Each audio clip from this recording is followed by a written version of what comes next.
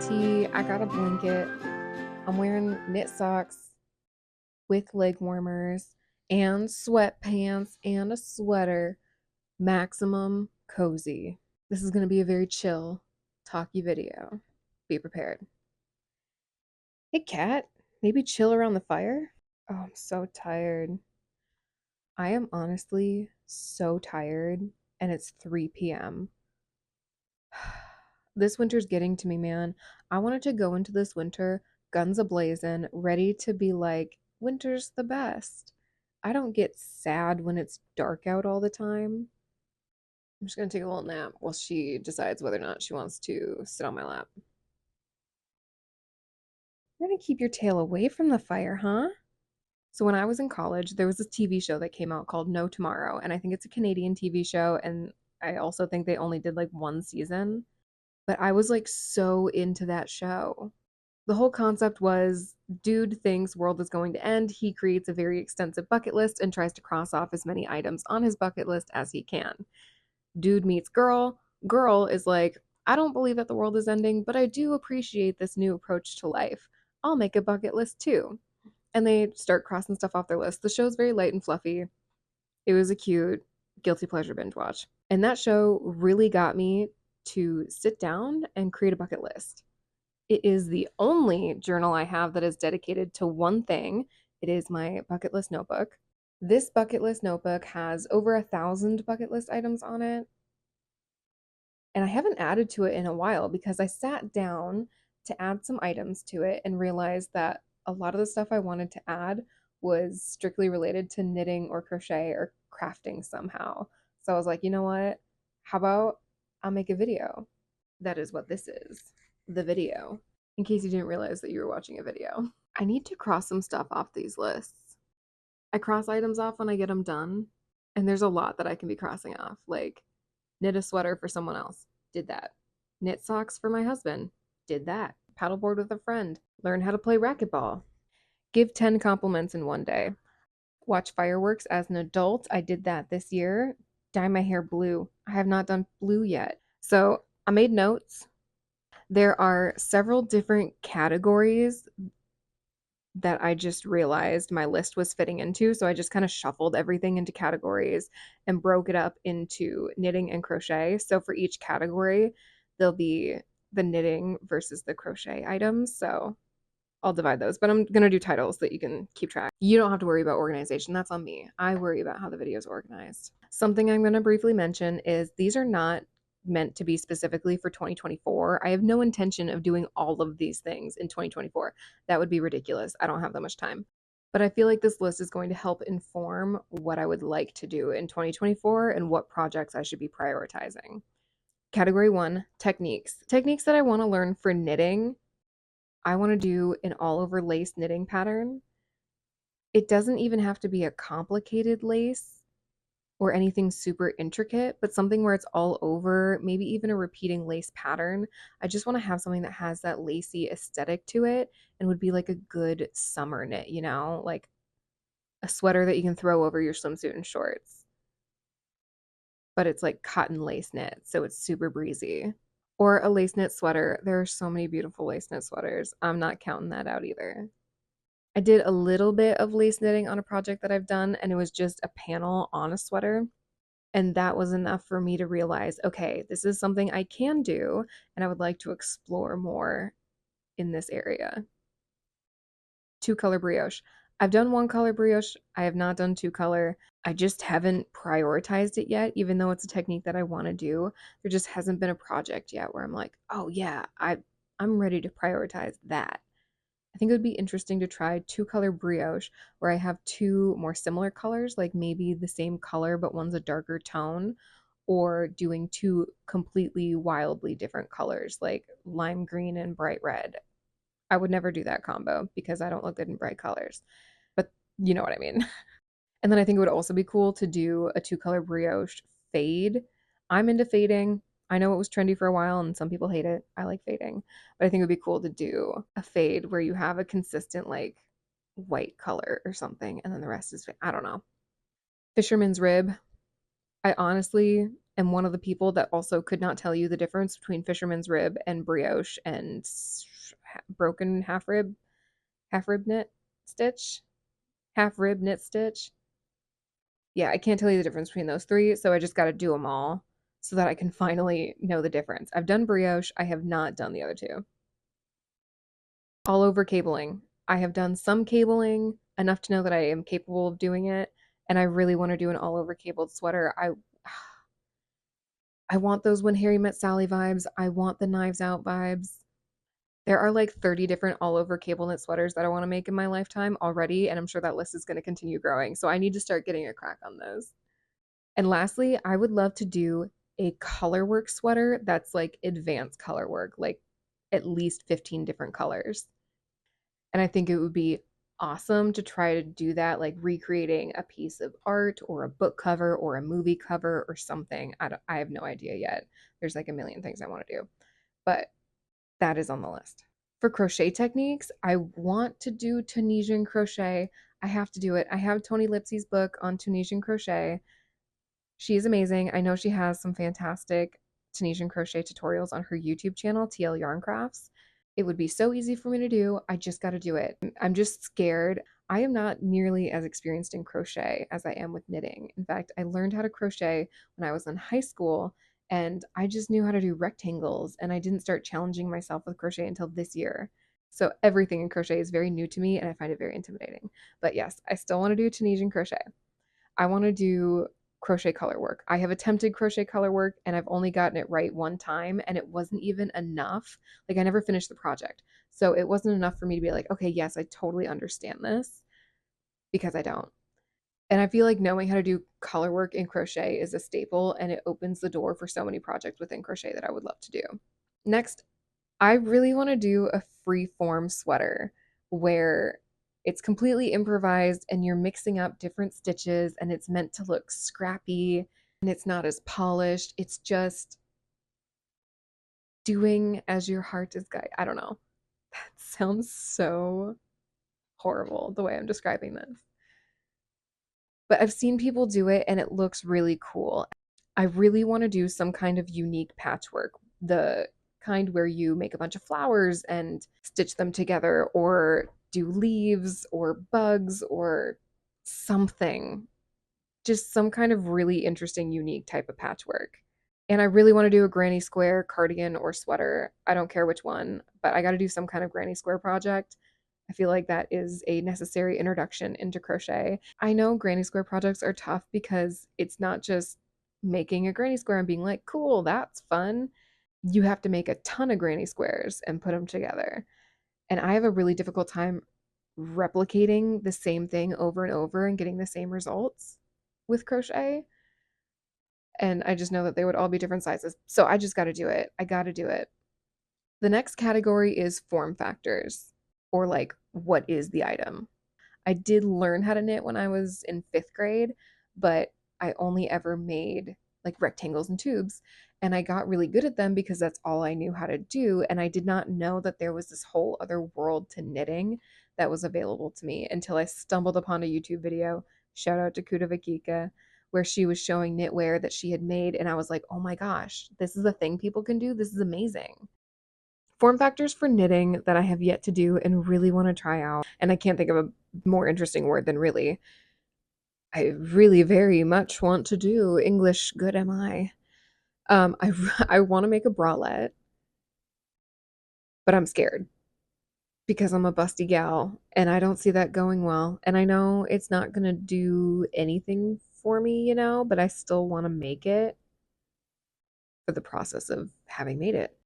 Is it possible I'm allergic to these candles? Because I was feeling fine and then I came over here and that's when I really started feeling tired. Am I allergic to you guys? Maybe.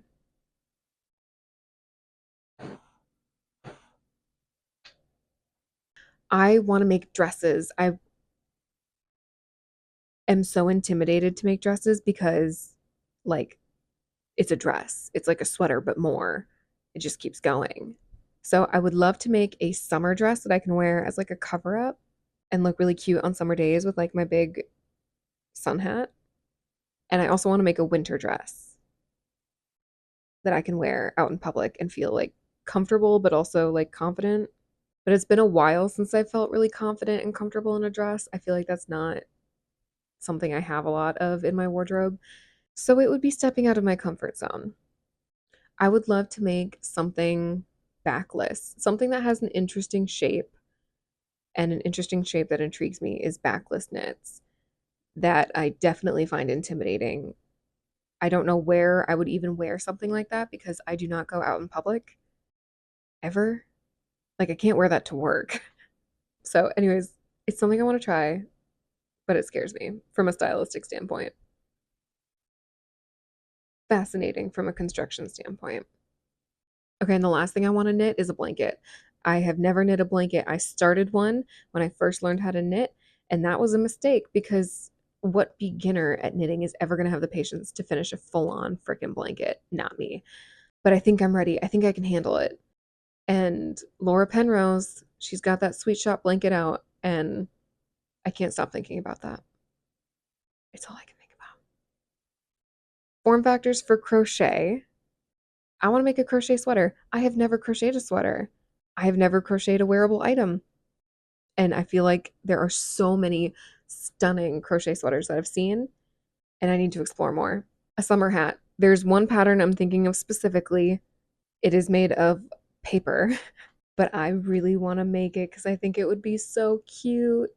Because I do know how to sew and I like sewing my own swimsuits because I cannot find anything in a store that fits my body the way I like. So I just make my own swimsuits. And I think it'd be really cute to go to the pool in a swimsuit that I made with a cover up that I made and a hat that I made and just completing the whole look. I could even have like a beach bag that I made, everything.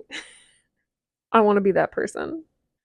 I love the idea of having entire outfits where I've made every single component of that outfit. Okay, along those lines, I want to make a swim cover up.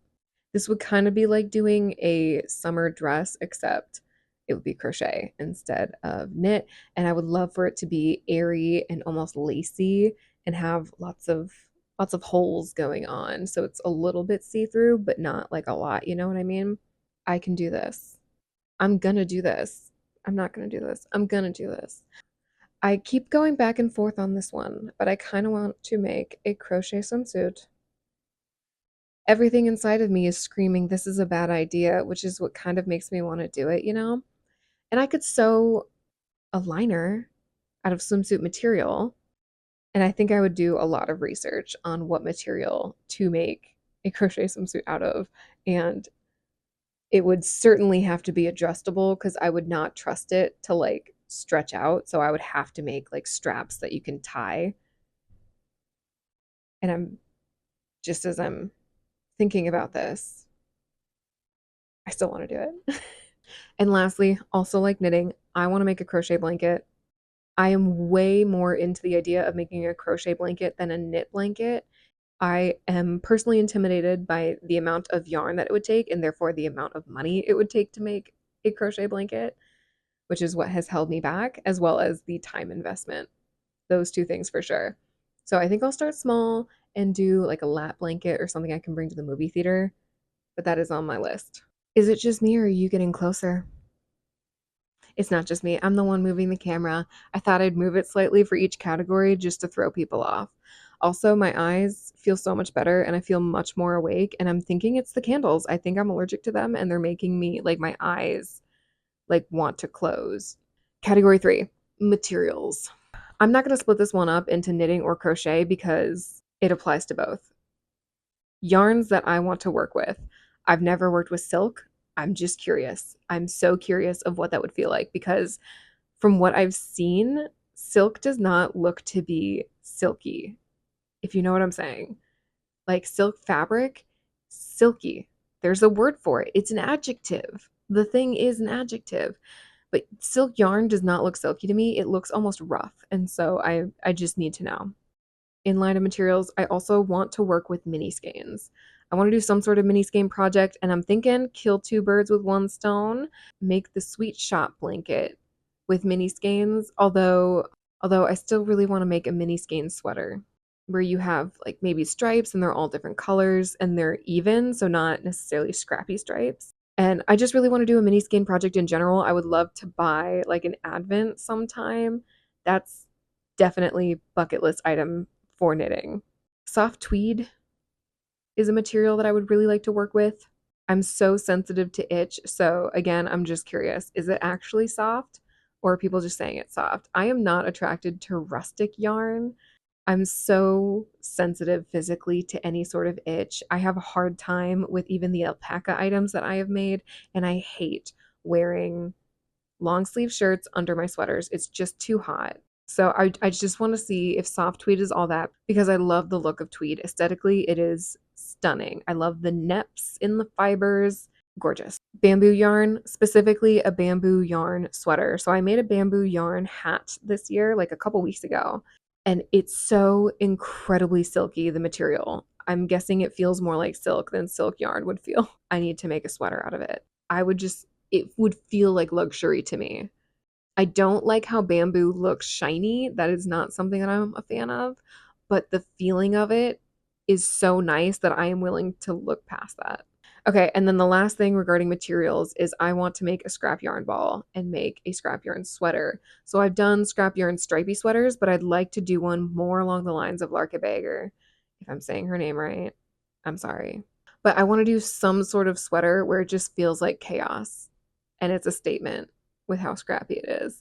And I want it to be like very light and fluffy colors, like unicorn rainbow. That's what I'm thinking.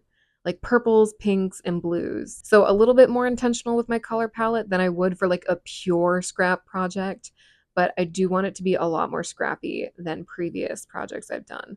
Hope any of that made sense. We'll see.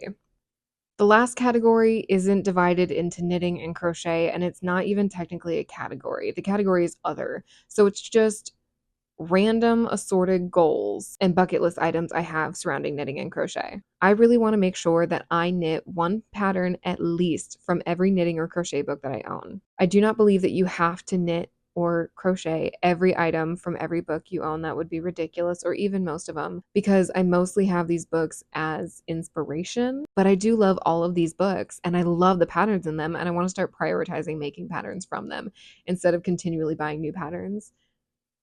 Maybe start chipping away at some of the ones I already own. I would love to follow a vintage pattern. I have not done that yet. I know there are free vintage patterns available, and certain museums have it, and certain libraries have it available. That would be really cool, especially like even a weird one from the 80s. I don't know how old we're calling vintage. Paring down my stash. I do not believe that people need to pare down their stash. That is not something that people need to pressure themselves to do. I personally, though, I am really stressed out by having a large knitting stash. It makes me anxious to look at seeing all the yarn, and I feel like I have to work with all of it. And so I want to make sure that I am minimizing my yarn stash. I've been slowly doing that over the past year and have whittled it down considerably, but I'm just not there yet, you know? I'm saying a lot of you now, you know? And lastly, I would like to follow a pattern not in English. I do have a knitting magazine that wasn't available in English, and I think it's in Finnish. I would just like to do it purposefully so that I can take away the intimidation factor when certain designers release books that aren't written in English. So hopefully I can be more comfortable following patterns that aren't written in English. So that was all of my knitting and crochet bucket list items, at least all the ones that I have thought of so far. There is a lot more in the world of knitting and crochet that I want to do that wasn't captured on this list, but these are kind of the main things. And I'm not going to try to knock them all out in 2024, but I do want to use this to guide how I prioritize which projects I'm doing and which ones I'm not. So, like I mentioned earlier, well, if I'm finding that I do want to make a crochet blanket and I want to learn Tunisian crochet and I want to follow a Tony Lipsy pattern, it's a no-brainer that I should make Tony Lipsy's Tunisian crochet blanket pattern, you know? Why am I saying you know a lot? I can't stop. Now that I've started, I can't stop. Now it doesn't even sound like anything. Oh my gosh. All right. I really want to know what is on y'all's bucket list for knitting and crochet, especially if I miss anything. There are things that I've already done, and so I didn't include those on this list. And then there are things that I haven't thought of. And so I would love more ideas and inspiration when I read through the comments because it's just like another source of freaking inspiration. And you guys are so smart and you come up with really creative stuff. And yeah. Also, quick note, I do respond to most comments that people leave. However, I want to apologize in advance or late if I have responded to one of your comments or do respond to one of your future comments that you leave, I'm really bad at communicating myself via the format of text. I'm not too good at doing it verbally either. I don't know how to communicate my feelings in any way, really. So I am sorry that what I say is so freaking awkward. I usually sit there for like 10 minutes staring at your comment, thinking of like, oh my gosh, how do I say this like a normal human would say it? So I'm sorry if I say something and you're like, that's a weird thing to say. I apologize. I don't mean to do it. All right, bye. I'll see you next week.